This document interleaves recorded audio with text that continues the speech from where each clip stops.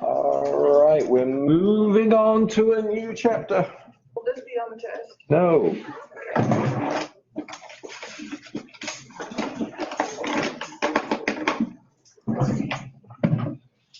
What did I just do with that?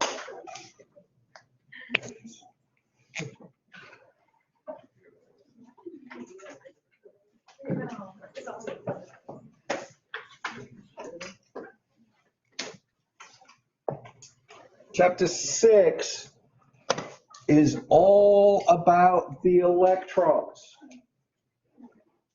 Doesn't start out sounding like it is, but it is. Things we have to know about electrons. They behave like particles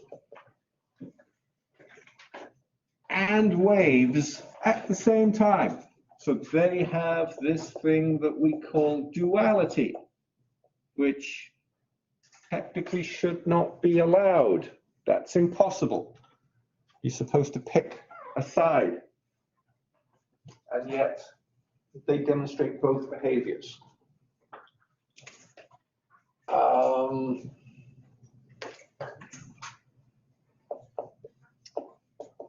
They travel, and using the word travel isn't exactly the appropriate word.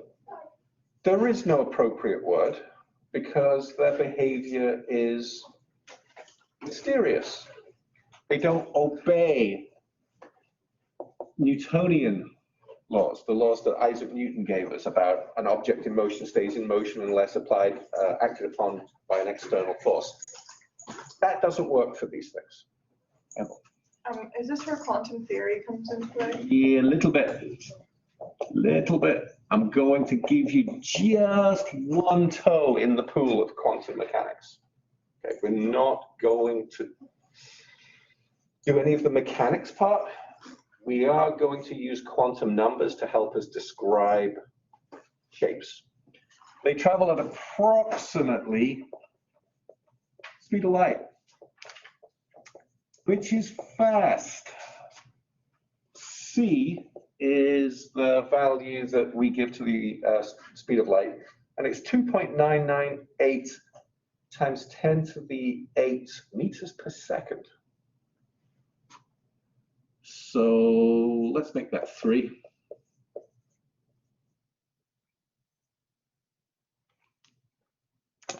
Okay, so we know what a meter is.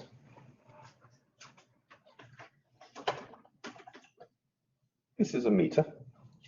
Okay.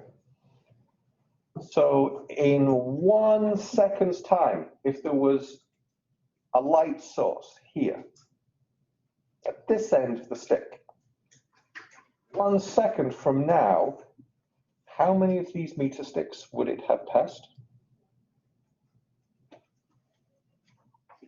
What is that number in words?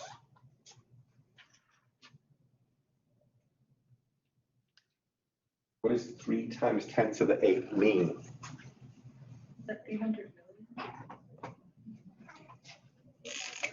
million? What does times 10 to the 8 mean? That's the number of zeros.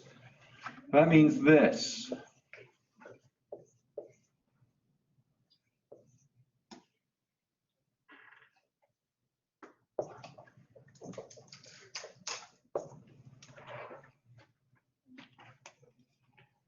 That meters is this meter stick. In 1 second, how many of these meter sticks has light traveled?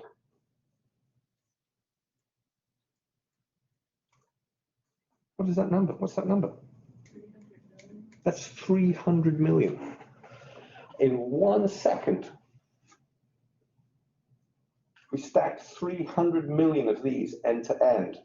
The light would have traveled from this end to that end. That's fast.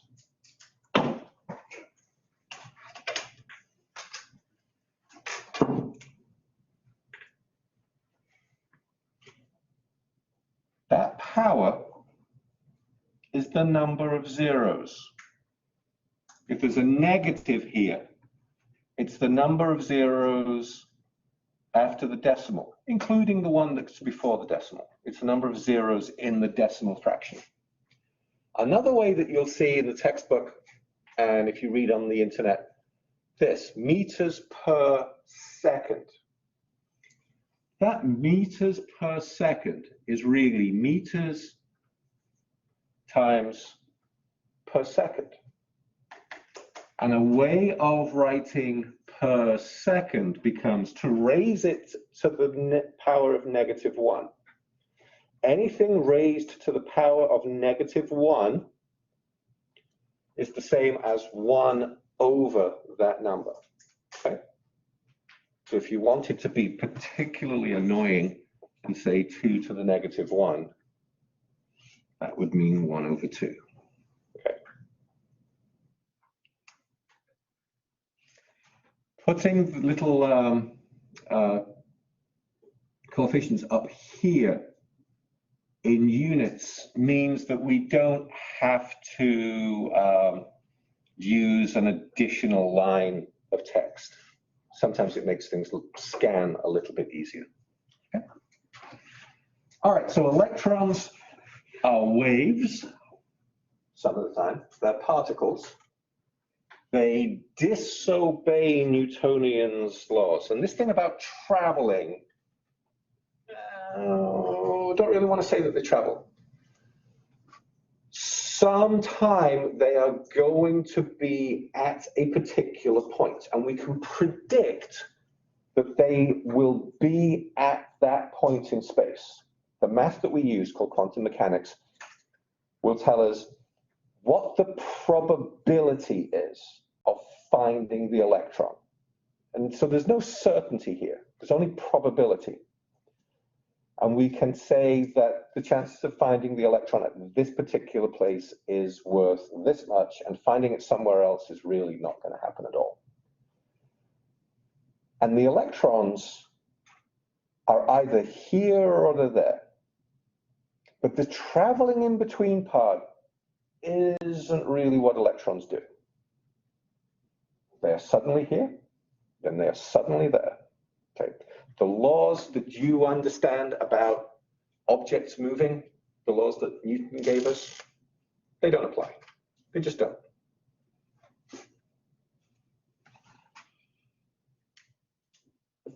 Here's where it starts to go off the rails.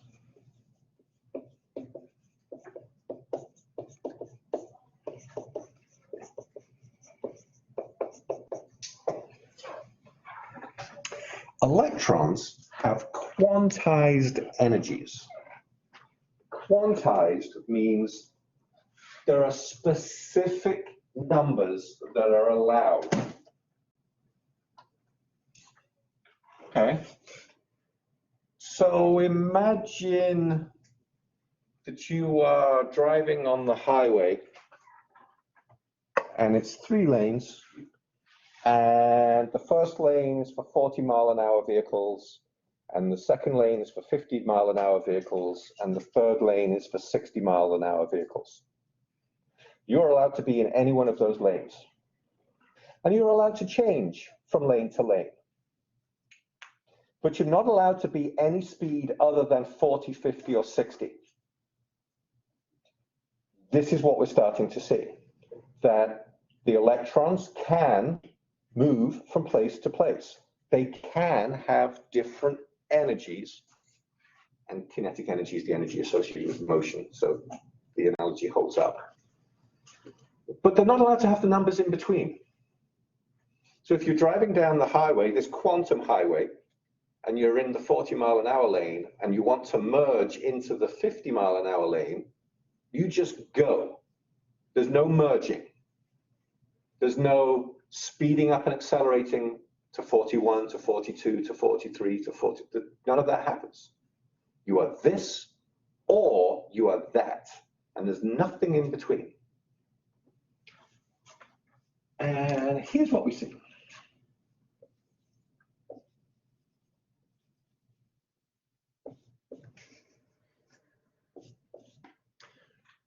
sunlight is a continuum, right? If we take a ray of sunlight and we pass it through a prism, what comes out the end is a rainbow. You see the rainbow. What are the colors of the rainbow? This question gets more and more interesting every year as the students get younger and younger. What are the colors of the rainbow?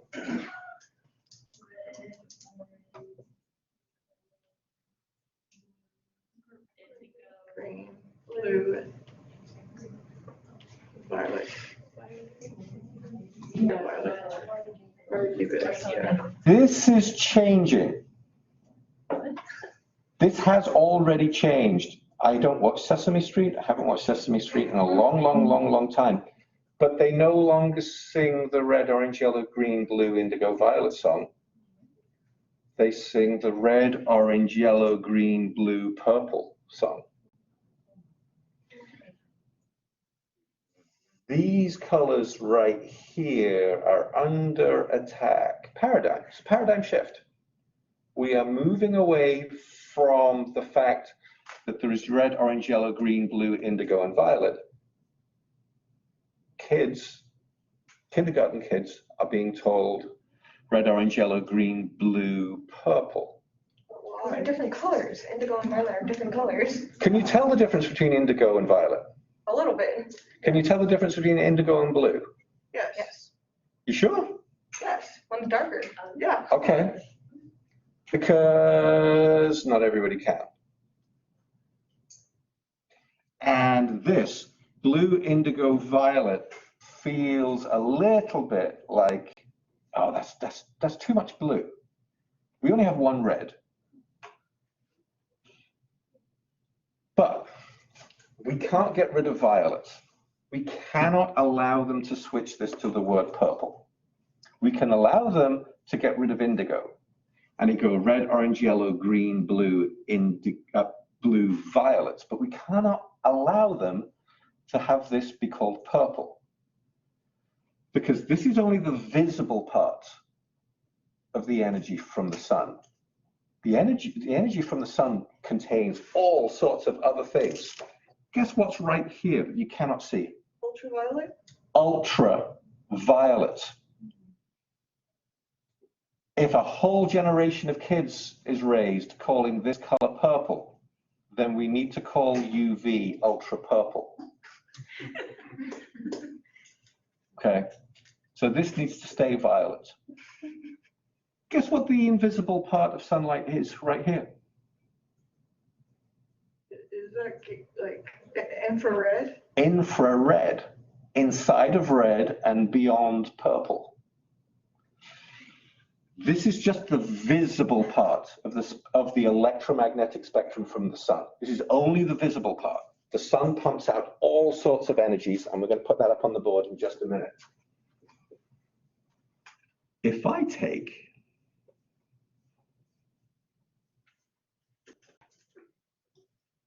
a lump of metal and I put an enormous voltage through that metal, then it emits light from its surface. The electrons are disrupted and they go.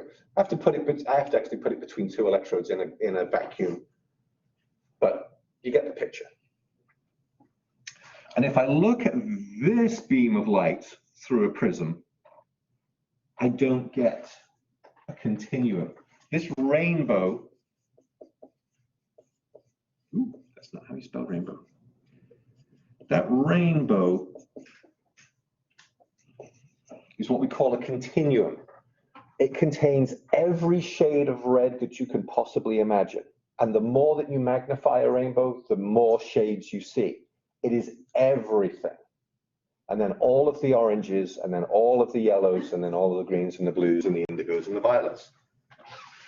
If we look at the light that's emitted from a metal,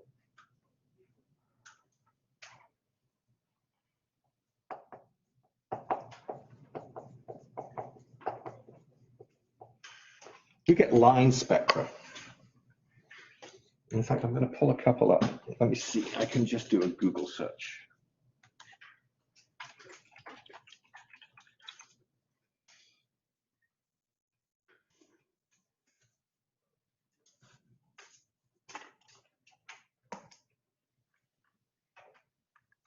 Here we go, this one will do. Open image in a new tab.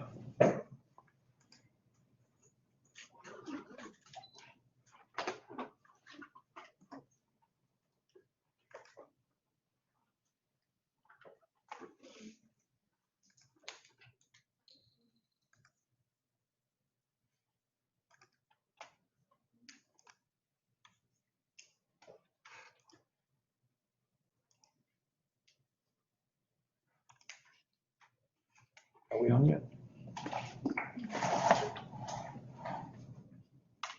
It'll come up. You're going to see a number of line spectra. And what this is mostly darkness. Mostly darkness, but then just spattered individual lines. And the rainbow at the top represents a continuum. That would be what sunlight would look like if we looked through a diffraction grating or through a prism. But if we took sodium, that's a metal, and we turned it into a vapor, and then we put an enormous voltage through it, it shines with a bright yellow light. And when we look, we see two bands in the yellow, one band right here in the orange, and then another two bands that are kind of a yellowy green, and then two bands in the blue, and then everything else is just darkness. So the sodium metal is emitting light, but it's only allowed to be at these energies. And when we talk about light, we don't always talk about its energy. We usually talk about its frequency or its wavelength. And that's something that we'll talk about today. We'll look at what the relationship between frequency, wavelength, and energy is. But if a light, so actually at the bottom, oh, this is in angstroms. A difference image would have a scale down here that would have been in nanometers, billionths of a meter. Sodium is what they use on the highways. You know, the yellow lights on the interstate? You're traveling at night and the lights are yellow. Those are sodium emission lights. They take a lot of electricity to power, but they're useful. Why is the light on the highway yellow?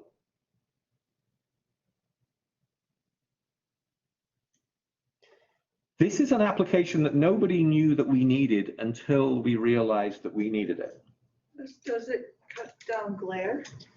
It eliminates glare altogether. It doesn't just cut it down. If you're traveling at nighttime and there is fog, each little droplet of water that's in the atmosphere acts like a prism and makes its own rainbow. And so your lights and the lights of all of the other vehicles on the road disperse and they make these rainbows.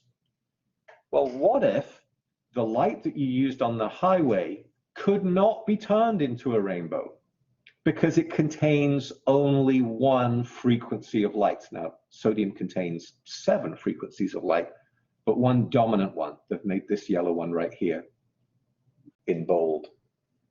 So this one doesn't scatter. This light doesn't scatter. And so you can cut through fog with this sodium light. That's why the lights on the highway are made out of sodium. Very high energy. That technology will probably go sometime in the future, probably be replaced by LEDs.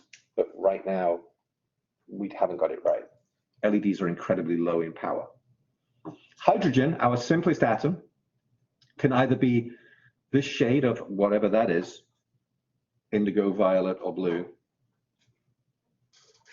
Violet. Oh, no, just don't say purple.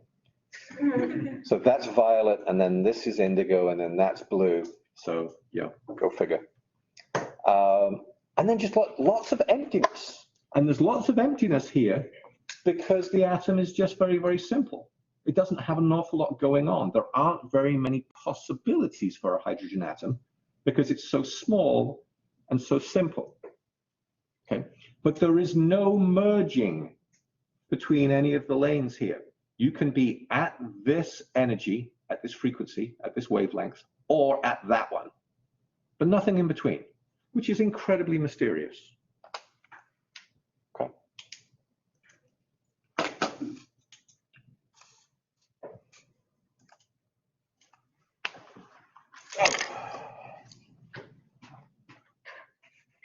That tells us that the light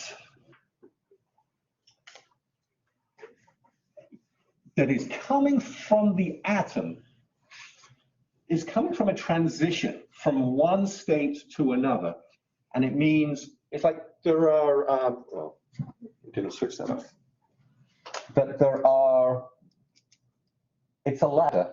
Oh, no. But there are no, you know, the rungs on the ladder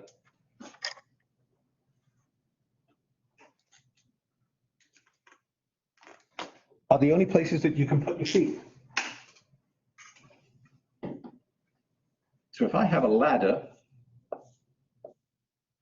well, you can climb up that ladder and you can be at any of these heights, but you cannot be at that height because there's no framework for you to put your foot there, okay? So inside the atom, there is something going on that allows the electron to be at this place, at this energy, but not at any old energy. It has to be at fixed, quantized places. Okay, let's look at the electromagnetic spectrum.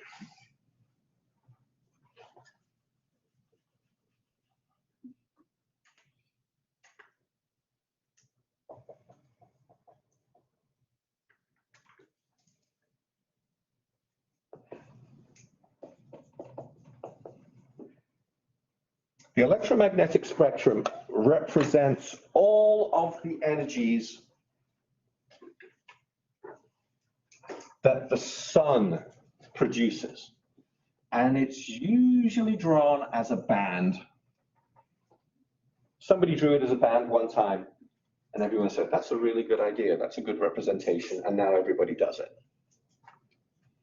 Somewhere in the middle, there's a very narrow band of energy that is visible light. The rest of the light energy from the sun is invisible to us, okay? And I'm going to put energy going this way. So I have low energy waves at this end, and I have high energy waves at that end. Okay. So we know that the rainbow contains our visible light. Let's just have a quick look in the book. So the book shows us this. Let me find the page. Oh, no. There's line spectra on page 225.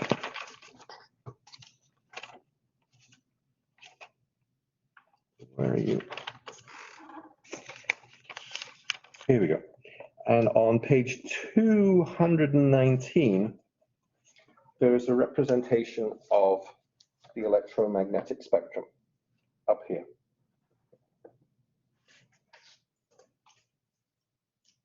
All right. What's wrong with the picture?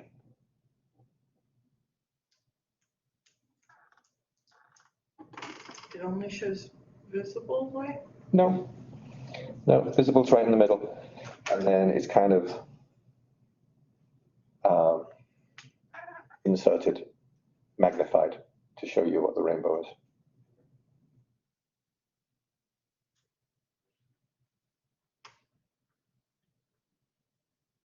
Why does it start with violet? Why does it start, yeah, with the blues? It's backwards.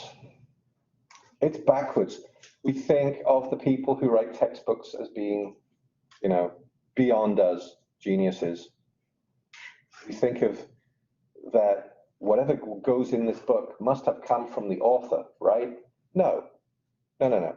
Somebody farmed this out to a virtual artist who was probably a contractor, and they drew up a picture, and it's backwards. This is not what rainbows look like. This is the opposite of what rainbows look like.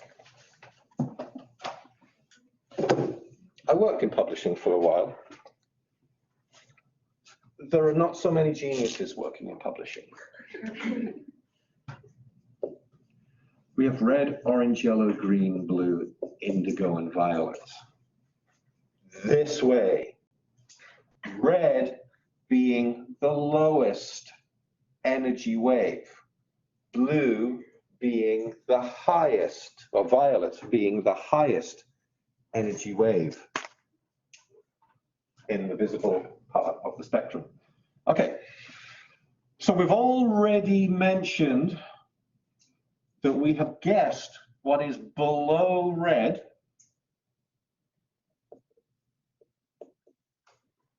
Infrared, so known as IR. IR is the energy that we associate with heat. You may have heard of, like, you go to a patio bar to have dinner, and they say, oh, we have infrared heaters outside. And you go, fantastic. What other kind of heaters are there? Because infrared is heat energy, right? That's the energy that we associate with heat.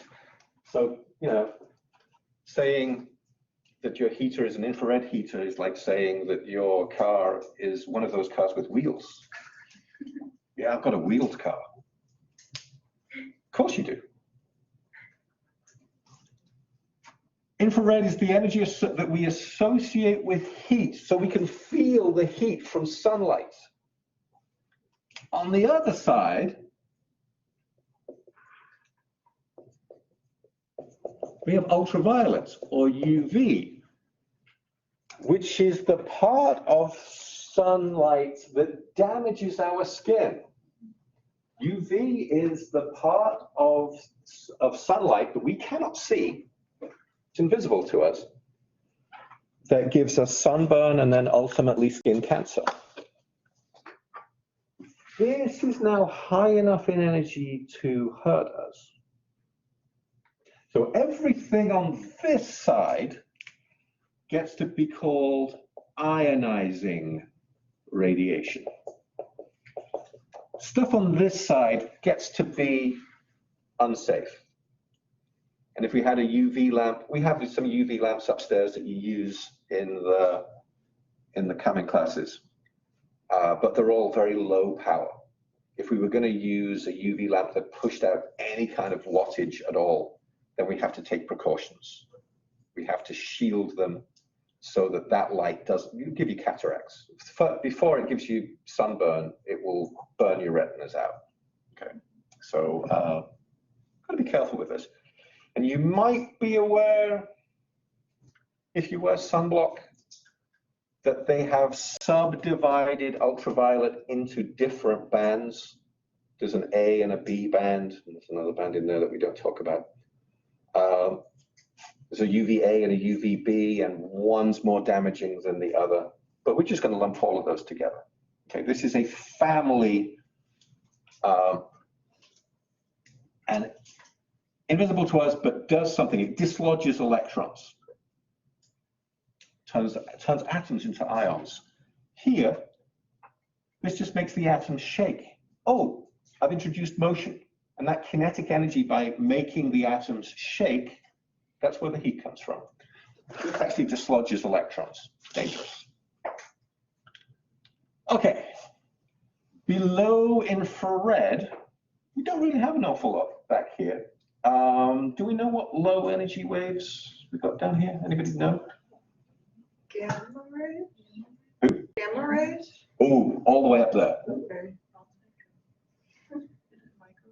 Yeah, Yeah, so what we have here is just a broad spectrum that is radio.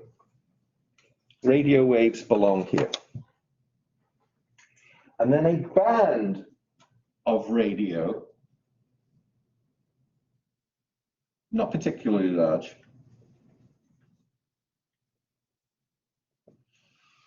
is called microwave.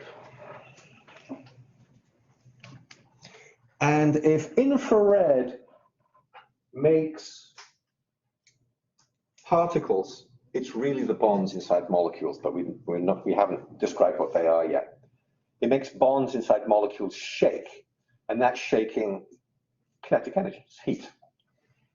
Microwave makes things spin. It makes water molecules specifically spin, and that's a new kind of heat, so that we invented microwave ovens to heat up the food that contains water.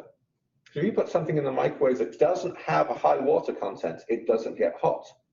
You put something in the microwave that has a high water content, it gets very hot because the water spins. Okay. If you look on the back, who's got a microwave? Everyone's got a microwave, right? On the back of your microwave, there is a warning label. It comes from a branch of the US government. Which branch of the government put the warning label on your microwave oven? Good guess. It is not the FDA. Is it the Department of Energy? The FDA is the Food and Drug Administration. And if you think that the Food Administration has any interest at all in what you do with your microwave, you are mistaken. No. The Food and Drug Administration do not care what you do with the microwave. It is not the Department of Energy. The Department of Energy are a part of the government that is partly concerned with providing us with electricity, but also Nuclear bombs. other things. Nuclear weapons being, yeah, part of the remit. Who put the warning label? I'm looking to see if I can find one on a Google image search now. Who put the warning label on your microwave oven? And they all have one. Here's one.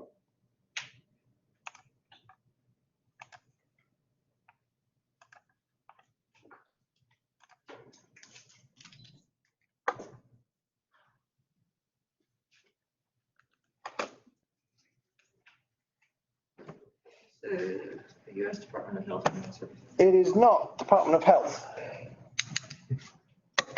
It's going to take a second to warm the lamp back up again. These energies, very, very, very low in energy. Okay, so we're not particularly concerned, we're told not to be concerned about this being harmful to us. But,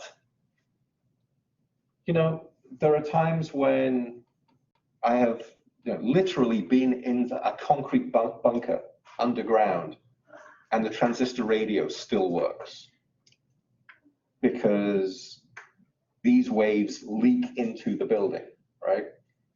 So, yeah, we're told that we're not supposed to worry about it. These waves don't have enough energy to do anything damaging to us, but they are now part of our lives and we're never, ever, ever going back. What does the warning label say? As the FCC on it. FCC, who are the FCC? They control communications. That's and the radio. Federal Communications Commission. Your microwave oven, your oven is controlled by the communications department. Because what we've done, and when I say we, I mean them, they have given you that much space on the spectrum. This is the frequency, the energy that your microwave is tuned to. That's all we're giving the consumers of the world. Because, did I mention this was radio? What do we use radio for? Communications. Yeah, so we give that much to the commercial radio stations of the world, and the rest of it is military. This is all for the emergency services and the military and the black helicopters, right? This belongs to the government, and your oven is in the band that, you know, the Navy SEALs are using. So everybody's microwave is tuned to exactly the same frequency, exactly the same frequency. It'll say on that label what it should say on that label what the is tuned to. 2,450 megahertz. There you go. Yeah. So we give you this much.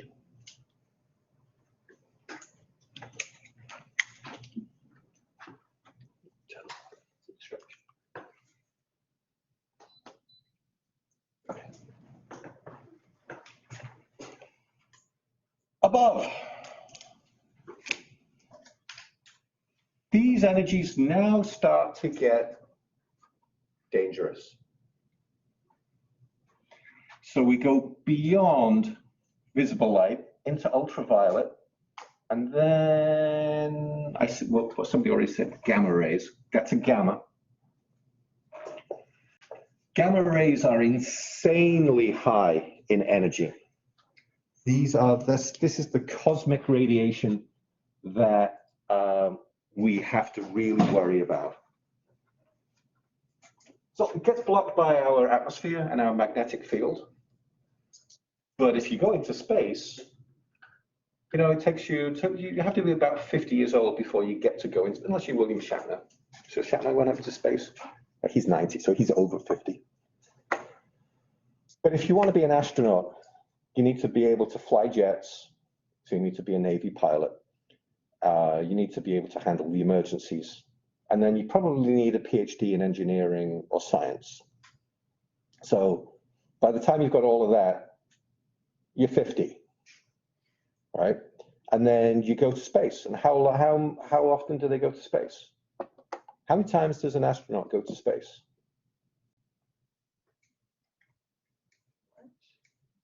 Like twice, maybe 3 times, and then that's it, you're done. Because 3 times in space, you have had a full lifetime's exposure to this kind of radiation. In space, there's nothing to block that radiation from hitting you. On our planet, we have the ozone layer, we have a magnetic field, and we have an atmosphere that will ionize as these rays hit us. So we're protected on the planet's surface from this really harmful radiation. But up in space, no, you're not. So yeah, going into space 3 times that's enough. You can't go anymore. Any more than that, and we're pushing the cancer risk. And then there's something in the middle that you all know. You just don't know that you know it. Alphas and betas are particles, not waves of energy, and they are associated with gamma rays, which is a type of radiation. What other kind of ray is that?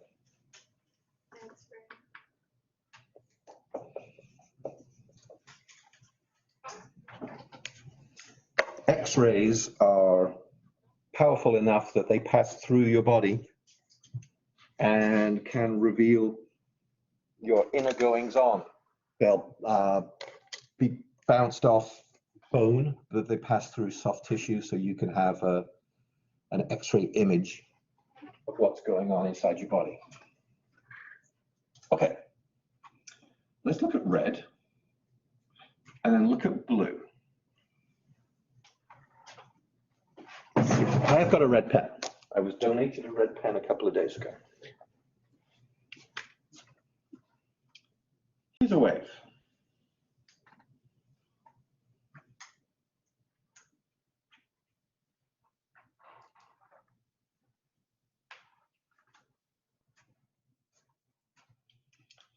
that's red, we have a couple of things that we can mark here. See that maximum? The maximum is where it stops going up and starts going down again. It's the turning point.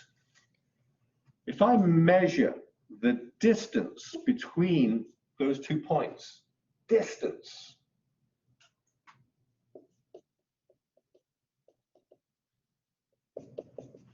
that's a wavelength.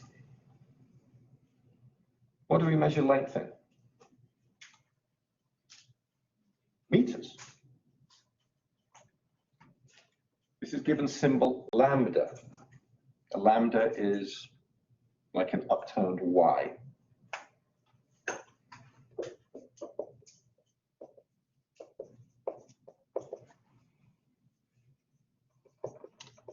For light, the meters that we're going to use really is most likely to be nanometers, which is 10 to the negative 9 meters. That's a billionth of a meter. Okay. The other thing that we see in waves sometime is this is described. How tall is it? That's called amplitude, and it is of no interest to us whatsoever. It's unimportant. Okay, if I were to look at blue light in comparison to red light,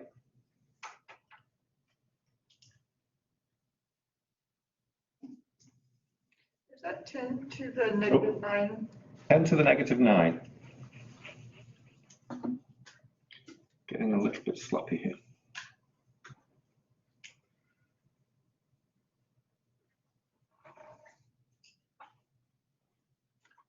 Blue light's got more going on.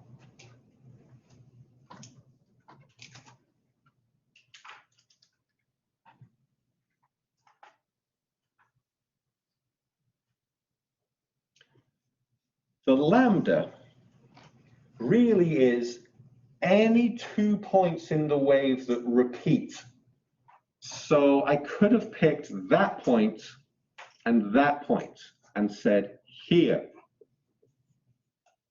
That's my lambda, where it crosses the midpoint, or where it maxes out at the bottom. But any 2 points that repeat on the wave, that's my wave length. Blue light, well, how do we describe distances? This one is different to that one. What's our adjective to describe this relationship to that one? Shorter. Short. We talk about length as being long or short, not big or small. It's not a big distance to get to Dallas. Right? It's a long way to get to Dallas. So this is a short wavelength.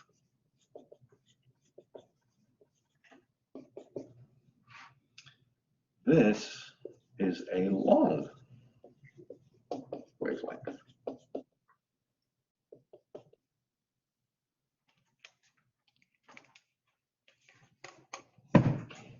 The three things that we have to think about when we think about waves are their wavelength, which is usually expressed to us in nanometers,